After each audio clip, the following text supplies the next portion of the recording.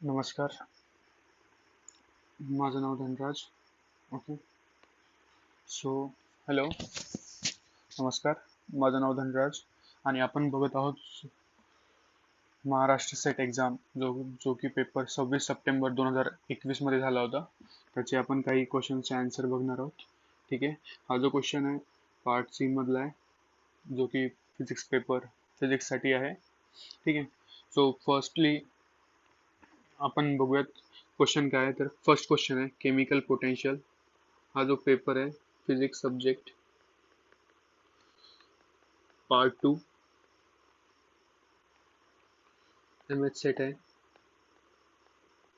जी की एक्झाम झाली होती 26 सप्टेंबर 2021. ओके. या दिवशी ही एक्झाम झाली होती. त्यानंतर आपण आता फर्स्ट क्वेश्चन आपण बघणार आहोत. बघा, chemical potential and magnetic permeability are. ठीक आहे. Chemical potential and magnetic permeability are both intensive variables, both extensive variables, intensive and extensive variables respectively, आणि extensive आणि intensive variable respectively. ठीक आहे. अशा प्रकारे हा क्वेश्चन होता. हा जो क्वेश्चन आहे हा थर्मोडायनामिक मधला थर्मोडायनामिक व्हेरिएबल्स या टॉपिक मधला होता. ठीक आहे. आपल्याला माहित आहे थर्मोडायनामिक व्हेरिएबल्स आपण कशाला म्हणतो. एखाद्या सिस्टीमचे एखाद्या सिस्टीमला रिप्रेझेंट करण्यासाठी जी काही स्टेट लागते त्याला आपण काय म्हणतो, थर्मोडायनामिक व्हेरिएबल म्हणतो. जसं की suppose thermodynamical variables are those variable which help us to specify the state of thermodynamic system. म्हणजे एखादी सिस्टीम आहे, सपोज या सिस्टीम मध्ये मी काही सपोज ही एक सिस्टीम आहे, यामध्ये काही मॉलिक्यूल आहे किंवा यामध्ये मी काहीतरी गॅस वगैरे भरतो. या गॅसचं ची स्टेट रिप्रेझेंट करण्यासाठी मला काहीतरी टेम्परेचर लागेल, काहीतरी प्रेशर लागेल. ठीक आहे. काहीतरी व्हॉल्यूम लागेल या गॅसचं. ठीक आहे. व्हॉल्यूम किंवा या गॅसमध्ये काही सपोज इन केस काही सरफेस एरिया असेल. ठीक आहे. या सगळ्या गोष्टी मला लागतील या सिस्टीमला रिप्रेझेंट करण्यासाठी. तर या सिस्टीमला रिप्रेझेंट करण्यासाठी जे काही व्हेरिएबल्स लागतात त्याला आपण काय म्हणतो, thermodynamic variable. So these are our thermodynamical variable. ठीक आहे. After that there are two types of thermodynamic variable. First one is intensive variable. Intensive variables. And next one is extensive variables.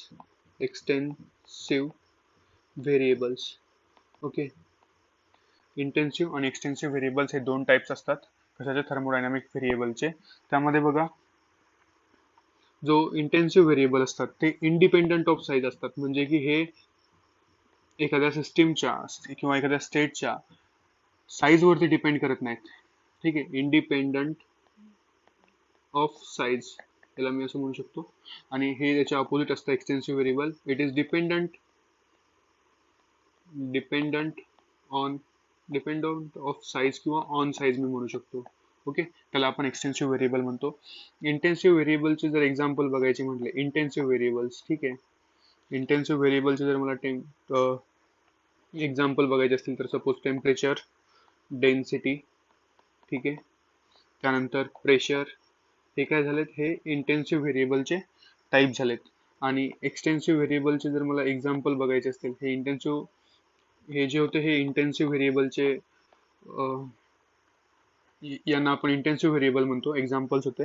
आता आपण बघूयात एक्सटेन्सिव्ह व्हेरिएबल. एक्सटेन्सिव्ह व्हेरिएबल म्हणजे जे variable size वरती depend करतात. जसं की मास हे एखाद्या सिस्टीमच्या साईज वरती डिपेंड करतं. त्यानंतर व्हॉल्यूम, राईट. त्यानंतर इंटरनल एनर्जी ज्याला की आपण थर्मोडायनामिक्स मध्ये यू ने रिप्रेझेंट करतो. ठीक आहे. त्यानंतर इंथॅल्पी. ठीक आहे. ह्या सगळ्या गोष्टी ज्या होत्या त्या एक्सटेन्सिव्ह व्हेरिएबल्स होत्या, राईट. देन बघा, आता सपोज मी एखादी सिस्टीम आहे. ठीक आहे. सपोज मी इथे एखादी सिस्टीम ड्रॉ करतो. ठीक आहे. एक सिस्टीम आहे किंवा हा एखादा ऑब्जेक्ट आहे. ठीक आहे. या ऑब्जेक्टला जर मी समथिंग टी टेम्परेचर दिलं. ठीक आहे. तर बघा, आता याचे मी 5 पार्ट्स करतो. सपोज हा एक पार्ट केला, हा एक पार्ट केला, हा एक पार्ट केला, हा एक पार्ट केला. ठीक आहे, 4 पार्ट्स करतो. ठीक आहे, जो टेम्परेचर मी या सिस्टीमला दिला, ठीक आहे, या सिस्टीमला जो मी टेम्परेचर दिला तोच टेम्परेचर या सिस्टीमला राहील. किती जरी यांचे टाईप झाले तरी, किती स्मॉल स्मॉल अमाऊंट मध्ये जरी याचे मी पार्ट्स केले तरी पण याचा जो सुरुवातीला मी टेम्परेचर दिला होता तो ॲज इट इज याला कॉमन राहील. म्हणून टेम्परेचर काय झाली, इंटेन्सिव्ह व्हेरिएबलची प्रॉपर्टी झाली. सिमिलरली डेन्सिटी सुद्धा याची जी असेल तीच या सगळ्या गोष्टींची काय असेल, या सगळ्या पार्टची सुद्धा डेन्सिटी असेल. सो म्हणजे याला आपण काय म्हणू शकतो, इंटेन्सिव्ह प्रॉपर्टी, कारण की इंडिपेंडंट ऑफ साईज वरती आहे, म्हणजे याच्यावरच्या याचा साईजची काही संबंध होत नाहीये. But in case me mass, suppose हे मास आहे, मी या ऑब्जेक्टचं मास बघितलं, ठीक आहे, आणि या ऑब्जेक्टचं मास बघितलं, तर हे काय झालं, चेंज झालं. So I can say mass is a dependent on size, so it is extensive variable, किंवा आपण त्याला एक्सटेन्सिव्ह प्रॉपर्टी म्हणू शकतो. राईट, अशा प्रकारे हे होतं. आणि यामध्ये मोस्ट इम्पॉर्टंट एक गोष्ट लक्षात ठेवायची जी आहे ती, सगळ्यात इम्पॉर्टंट गोष्ट ही अशी आहे की एक्सटेन्सिव्ह प्रॉपर्टी डिवायडेड बाय, जर एक्सटेन्सिव्ह प्रॉपर्टी असेल तर त्याचा जो आन्सर बनतो किंवा ती जी प्रॉपर्टी बनते त्याला आपण काय म्हणतो, इंटेन्सिव्ह प्रॉपर्टी म्हणतो. ठीक आहे, दोन एक्सटेन्सिव्ह व्हेरिएबलचा जो काही डिव्हिजन होत असेल त्याला आपण इंटेन्सिव्ह व्हेरिएबल म्हणतो. ही एक इम्पॉर्टंट प्रॉपर्टी आहे, ही एक लक्षात ठेवायची.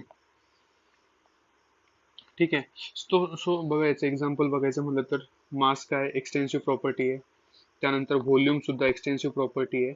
So I can say mass upon volume काय बनतं, डेन्सिटी. डेन्सिटी काय झाली, ही इंटेन्सिव्ह प्रॉपर्टी झाली. राईट, जर तुम्ही थर्मोडायनामिक्स व्हेरिएबल या टॉपिकची जर स्टडी केली, तुम्ही हा एक्झाम्पल इझिली सॉल्व्ह करू शकता. त्यांनी फर्स्ट क्वेश्चन मध्ये विचारलं होतं आपल्याला chemical potential. Right, chemical potential, जो की आपण म्यूनी आपण डिनोट करतो. ठीक आहे, आणि त्याला आपण काय म्हणतो, गिब्स पोटेन्शियल. ओके, गिब्स पोटेन्शियलला आपण जेव्हा एन हे करू, ही सुद्धा आपली काय होते, एक्सटेन्सिव्ह प्रॉपर्टी होते, गिब्स पोटेन्शियल. आणि आपली एन नंबर ऑफ जी आहे ती पण सुद्धा आपली काय होते, एक्सटेन्सिव्ह प्रॉपर्टी होते. या दोघांचा प्रोडक्ट किंवा या दोघांचं जर डिव्हिजन केलं आपण, ती काय बनते, chemical potential. Hence it is called as intensive property. Right, इथे जो रूल लावला होता तो आपण हा रूल लावला होता. या रूलनी आपण काय केलं, इंटेन्सिव्ह व्हेरिएबल आहे म्हणून डिनोट करू शकतो आपण. ही इंडिपेंडंट ऑफ साईज वरती डिपेंड करते. ठीक आहे, एक्सटेन्सिव्ह आणि गिव्स पोटेन्शियल वगैरे, किंवा याला आपण sometimes molar specific heat, sorry molar potential. Okay, याला अजून एक एक्स्ट्रा नाव आहे काहीतरी केमिकल पोटेन्शियलला आपण. ठीक आहे, गिब्स. इथे बघा म्यू इज इक्वल टू, याचा मी डायरेक्टली फॉर्म्युला लावला होता, mu is equal to delta G upon delta N. ठीक आहे, या फॉर्म्युलाने मी याला एक्सटेन्सिव्ह अपॉन इंटेन्सिव्ह व्हेरिएबल हा ऑप्शन मी सिलेक्ट केला होता. ठीक आहे, तुम्हाला जर अजून डिटेलमध्ये स्टडी करायची असेल तर तुम्ही केमिकल पोटेन्शियल किंवा गिब्स पोटेन्शियलमध्ये सुद्धा तुम्ही त्याची स्टडी करू शकता. ओके, त्यानंतर होता मॅग्नेटिक परमेबिलिटी. मॅग्नेटिक परमेबिलिटी कशाला म्हणतो आपण, number of lines passing through a magnetic field called magnetic permeability. Right, so we can say आता मॅग्नेटिक परमेबिलिटी ही प्रत्येक रिजनसाठी वेगवेगळी असेल. सपोज एवढी इलेक्ट्रिक फील्ड किंवा नंबर ऑफ लाईन्स आहे ते, ठीक आहे, यामधनं ज्या काही लाईन्स पास होतात हे प्रत्येक एरियासाठी वेगवेगळी राहणार आहे. वेगवेगळी राहणार आहे म्हणजे इंडिपेंडंट ऑफ साईज राहणार आहे. राईट, सो आपण यांना काय म्हणू शकतो, इंटेन्सिव्ह व्हेरिएबल. सो मग आपलं ऑप्शन काय बनतं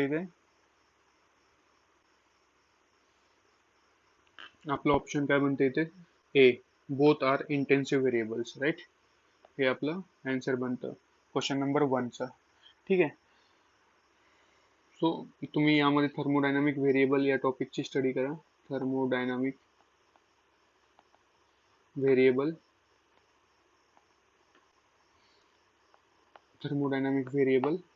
ठीक आहे, त्यामुळे मग आपण या टॉपिकची ज्यावेळेस तुम्ही स्टडी कराल त्यावेळेस तुम्हाला याचा आन्सर सॉल्व्ह करता येईल.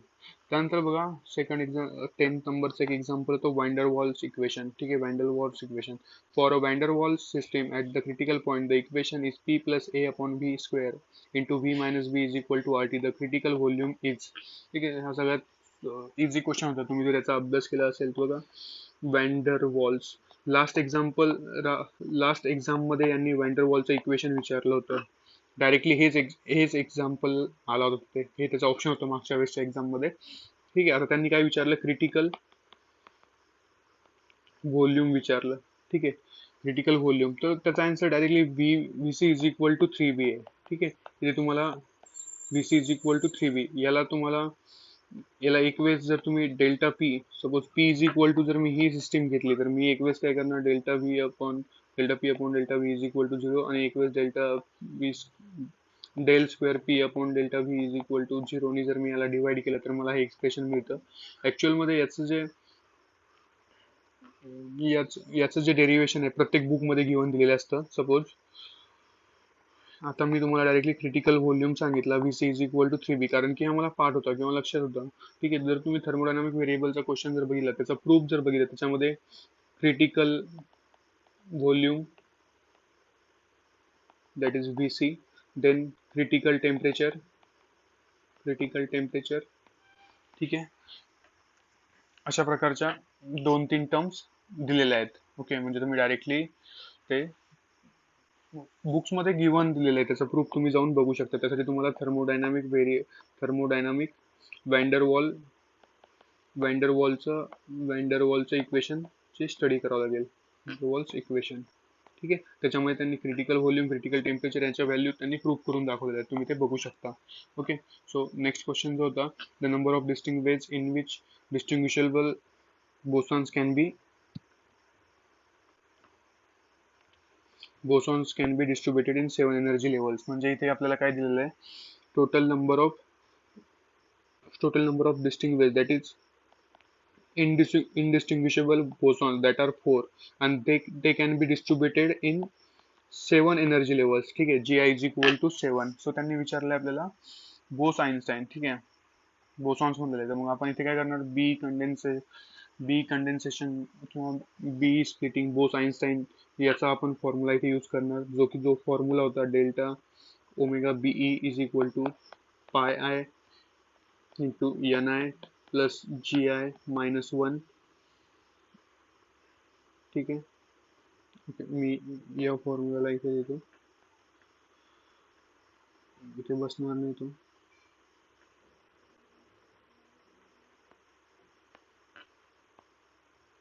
Omega BE is equal to pi I into N I plus GI minus 1 bracket complete factorial upon N I factorial into GI minus 1 factorial.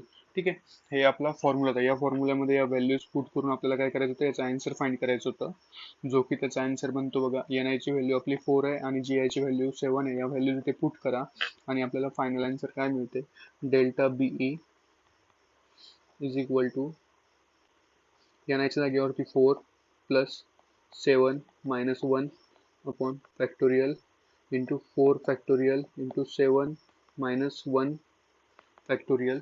Okay, so 7 plus 4 11 minus 1, that is 10 factorial upon this is 4 factorial into 7 minus 1, that is 6 factorial. जर आपण याला अशा प्रकारे solve केलं तर याचा answer बनतं, फॅक्टोरियलला आपण काय करतो 10 प्लस 9 इंटू 8 प्लस असं समथिंग करत असतो, ते तुम्हाला माहिती असेल.